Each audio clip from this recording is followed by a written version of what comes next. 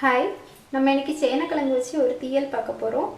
அதுக்கு தேவையான பொருட்கள்: சேனக்கிழங்கு 1, 2 உள்ளி, 1 தக்காளி, 2 வத்தல், கொஞ்சம் கருவேப்பிலை, 1 ஸ்பூன் இஞ்சி பூண்டு பேஸ்ட், அப்புறம் வறுத்த தேங்காய், இது இல்லைன்னா பச்சை தேங்காய் கூட போட்டுக்கலாம், கடுகு அரை டீஸ்பூன், அந்த நான் மசால் பொடி சொல்லியிருந்தேன்ல அந்த மசால் பொடி 2 டேபிள் ஸ்பூன், அப்படி இல்லை அப்படின்னா வத்தல் பொடி 1 டேபிள் ஸ்பூன், மஞ்சள் பொடி 1/4 டேபிள் ஸ்பூன், இன்னொன்று மல்லிப்பொடி 1 டேபிள் ஸ்பூன், உப்பு, புளி 1 நெல்லிக்காய் அளவு.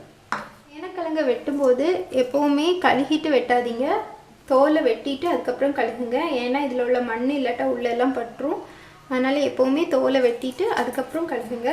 புளி தண்ணியில் ஊற போடுவாங்க. சேனக்கிழங்கு வெட்டும்போதே உங்களுக்கு தெரியும், ஊரில் எடுத்ததுன்னா அதை புளி தண்ணியில் ஊற போட்டுருங்க.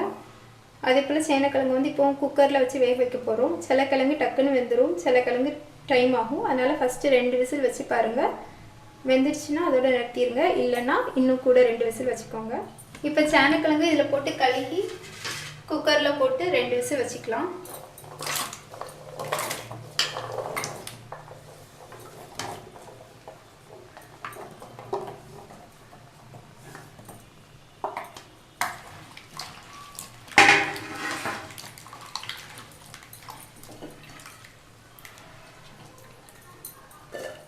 இதில் தண்ணி ஊற்றி ஸ்டவ்வில் 2 விசில் வச்சுக்கலாம்.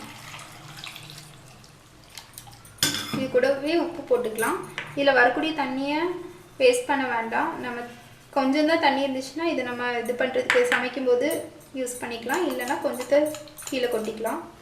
நான் இப்போ ஸ்டவ் ஆன் பண்ணிட்டேன். சேனக்கிழங்கு ஓப்பன் பண்ணி பார்த்துட்டேன், நல்லா வெந்திருக்கு, கரெக்டாக வெந்திருக்கு. 2 விசில் தான் வச்சேன். நீங்கள் 2 விசில் வச்சுட்டு ஓப்பன் பண்ணி பார்த்துட்டு அதுக்கப்புறம் வேணா இன்னும் 2 விசில் வச்சுக்கோங்க.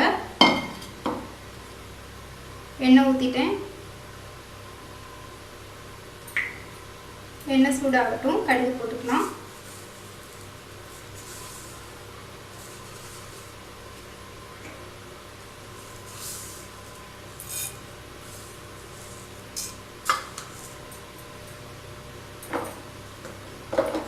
கடுகு போட்டுனதும் கருவேப்பிலை போட்டு கடுகு பொரிய ஆரம்பிச்சிச்சு.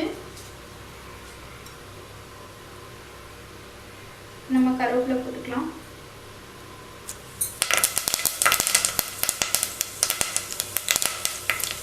வத்தல், வெட்டி வச்சு உள்ளி போட்டுக்கலாம்.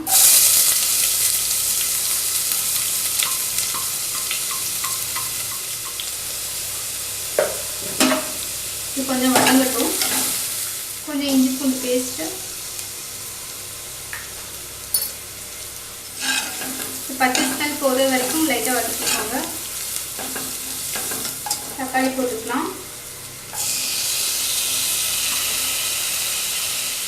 இது ஃபாஸ்ட்டாக வதங்குறதுக்கு லைட்டாக உப்பு போட்டுட்டு க்ளோஸ் பண்ணி வச்சிடலாம்.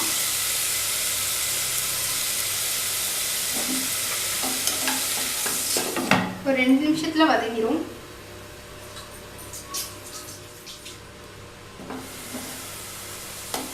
வதங்கிடுச்சு. இப்போ இந்த மசால் பொடி போட்டுக்கலாம்.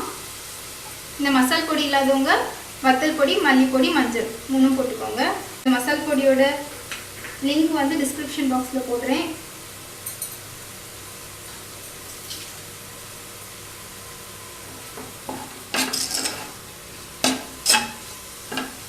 லைட்டாக மிக்ஸ் பண்ணி விட்டுட்டு சேனக்கிழங்கு போட்டுக்கலாம்.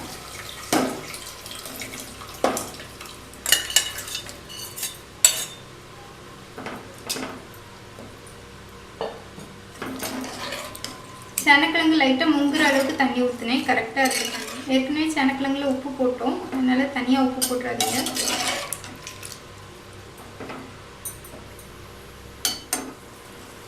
அரைச்சி வச்சுருக்க தேங்காய், நான் வறுத்த தேங்காய் தான் அரைச்சிருக்கேன். உங்களுக்கு வேணால் நீங்கள் பச்சை தேங்காய் அரைச்சிக்கலாம். டைம் கிடைக்கும்போது வறுத்து வச்சிட்டிங்கன்னா ஈஸியாக இருக்கும்.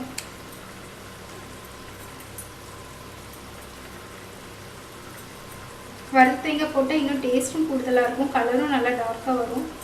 இதெல்லாம் போட்டுட்டு இனி உப்பு டேஸ்ட் பார்த்துக்கோங்க, உப்பு ஏறிட்டு டேஸ்ட் பார்த்துக்கோங்க. உப்பு கொஞ்சம் கம்மி போட்டுக்கலாம்.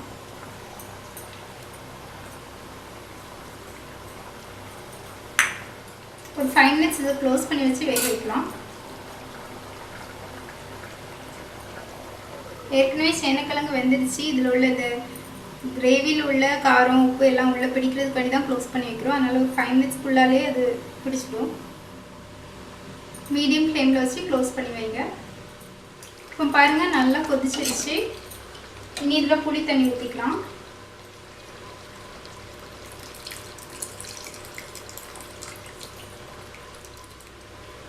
இனி இது ஒரு கொதி வர்றது வரைக்கும் அப்படியே வச்சுட்டு ஆஃப் பண்ணிட வேண்டியதான். முடிஞ்சது. இது சோறுக்கு கூட்டாக வைக்கணும் அப்படின்னா இன்னும் கொஞ்சம் கூட கொதிக்க வச்சு திக்காக்கிக்கோங்க. நான் இப்போ தோசைக்கு தான் எடுக்க போகிறேன். அதனால் கொஞ்சம் கிரேவியாக வச்சுருக்கேன். நல்லா கொதிக்க தொடங்கிடுச்சு. எண்ணெயெல்லாம் மேலே வர தொடங்கிடுச்சு பாருங்கள். இந்த ஸ்டேஜில் ஆஃப் பண்ணிடலாம். பாருங்கள் சேனக்கிழங்கு தீயல் ரெடி ஆகிடுச்சு. ரொம்ப டேஸ்ட்டாக இருக்கும். ட்ரை பண்ணி பாருங்கள். உங்களோட கமெண்ட்ஸை ஷேர் பண்ணிக்கோங்க. தேங்க்யூ.